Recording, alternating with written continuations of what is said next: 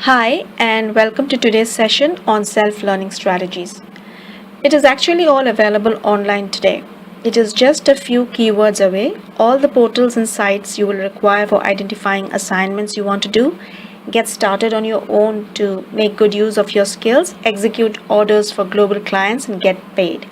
Everything is available online. All you have to do is read, make your notes, attempt, read again, understand better, try again, and succeed. The best part is you can decide your own hike anytime you want. It all seems so easy, accessible, and doable. When you surf through these portals, I'm sure you also have seen others who have been there for years and successfully executed hundreds of orders with tons of positive reviews.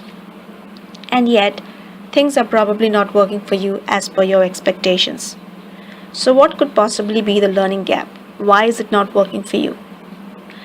During our academic years, the techniques that assisted us to learn and understand new concepts were mainly reading quietly to focus and be able to concentrate.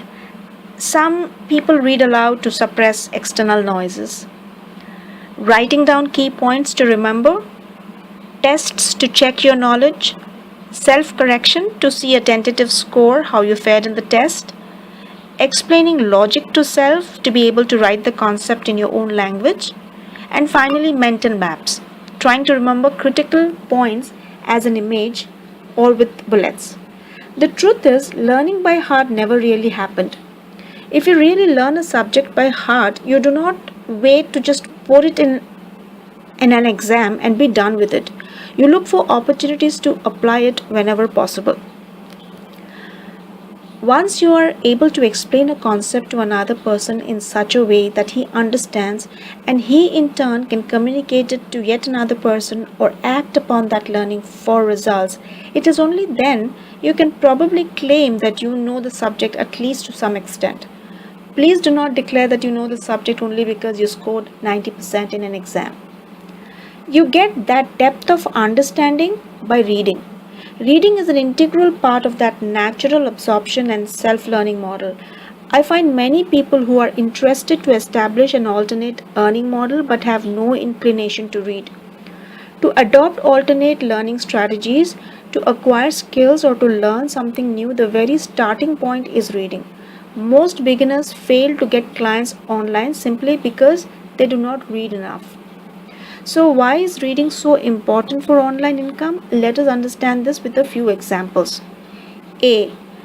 People who do not read and often skim through clients' project descriptions tend to miss their instructions while bidding or while executing an order. B. If client has provided you 4 pages of feedback to improve your output so that he can work with you long term and he does not have to repeat instructions every time, remember that he is investing time on you for all future projects, which is a great signal to get repeat business and revenue from him. If you are not a reader, understanding those 4 pages will be a huge challenge for you. Your mind is not geared for reading due to habitual thought patterns. C.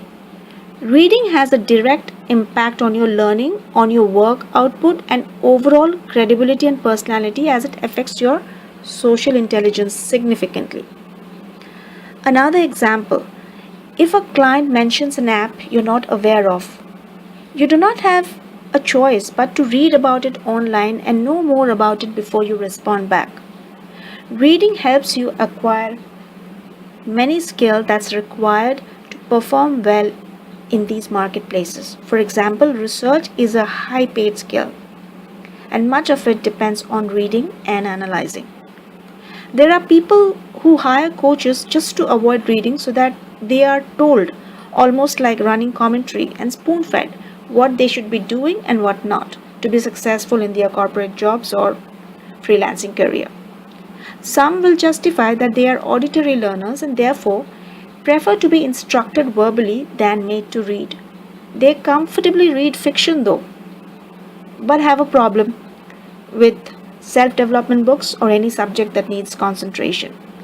If there is anything that hinders a person's learning ability more than not reading, it is reading the wrong stuff. Let us call it weeding. Because when you weed, Your brain will zone out to a different area that will make your concentration and attention suffer all the more when you are trying to read something that matters. What you read can either make or break your reading habit, so choose that judiciously. Why is reading such a big challenge for many people? It can be lack of patience, concentration, attention, or interest. They do not have the patience to read anything fiction, non fiction, science, history, not even a magazine. They will not even read 400 words blog. Instead of addressing the symptoms, we have to deep dive and check the chronic issues here.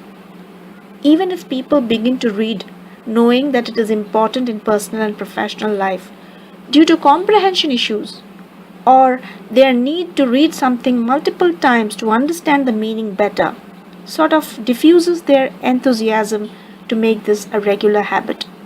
So the chronic issue here is concentration, which is affecting comprehension. Now, why is concentration affected? The predictable response is definitely diminishing attention span. That is one of the most common and critical concerns today. Then, how do you enhance attention span? Should we just dump all our digital gadgets? I want to read out a couple of quotes. Here is the first one. Slow down. I think a lot of the mistakes of my youth were mistakes of ambition, not mistakes of sloth. So just slowing down, whether that's meditating, whether that's taking time for yourself away from screens, whether that's really focusing in on who you're talking to or who you are with. This is a beautiful piece from the book Tools of Titan by Tim Ferriss. Another piece I want to read out.